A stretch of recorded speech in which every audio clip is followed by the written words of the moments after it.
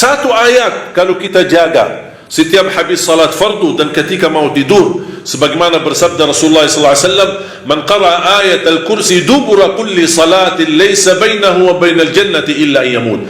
Barang siapa yang membaca ayat kursi setiap habis salat fardu, dijamin menjadi ahli surga. Cuba satu ayat saja menjaminkan kita masuk surga. Kira-kira gimana 30 juz Al-Quran?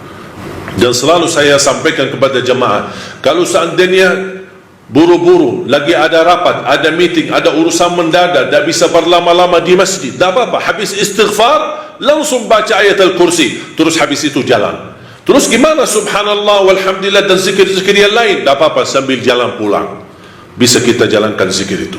Asal jangan tinggalkan ayat kursi setiap habis salat, karena itu jaminan mendapatkan surga Allah subhanahu wa ta'ala.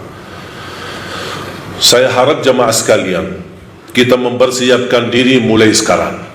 Jangan menunggu Ramadan yang datang, karena belum tentu bertemu Ramadan. Tidak ada yang punya jaminan punya umur sampai bulan suci Ramadan. Makanya saya harap, kalau tidak bisa 1 juz dalam 1 hari, minimal mulai harimu baca Al-Quran, tutupi harimu dengan membaca Al-Quran. Tunjukkan perubahan. Kalau anda ingin Allah rubahkan nasib kita, anda ingin Allah merubahkan rizkimu, Allah ingin merubahkan keadaanmu menjadi lebih baik, tunjukkan perubahannya kepada Allah subhanahu wa ta'ala. Tunjukkan perubahannya luar biasa, akan dapat anugerah yang luar biasa. Tapi jangan kita menjadi hamba biasa-biasa saja, tapi minta sama Allah yang luar biasa. Itu tidak adil. Oleh karena itu jemaah sekalian, mari kita minimal mulai harimu baca Quran semampunya. 1 ayat, 2 ayat, 1 halaman, apa yang anda mampu tunjukkan. Begitu habis subuh, sebelum beraktivitas, sebelum jalan ke kantor atau kemana, kita baca Al-Quran.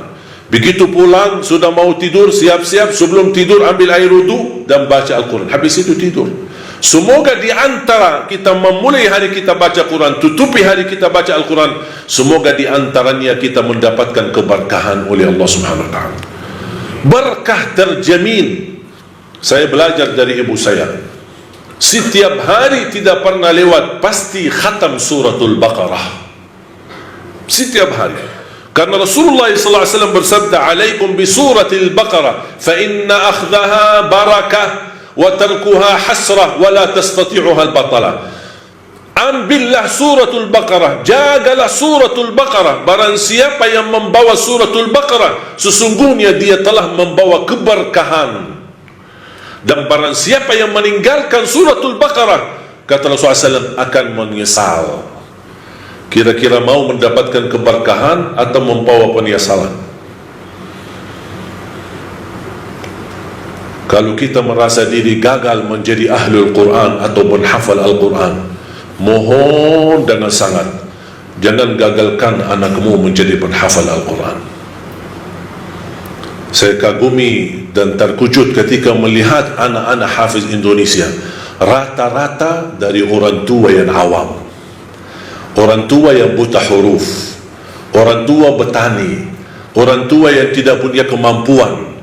Bahkan ada orang tua yang tidak pernah belajar sama sekali Al-Quran, tapi begitu dia memperjuangkan, sampai ada seorang ibu berkata, sudah, hentikan buta huruf lagi. Di masa kami cukup banyak orang buta huruf, kami tidak mau di generasi-generasi anak-anak kami masih ada yang buta huruf.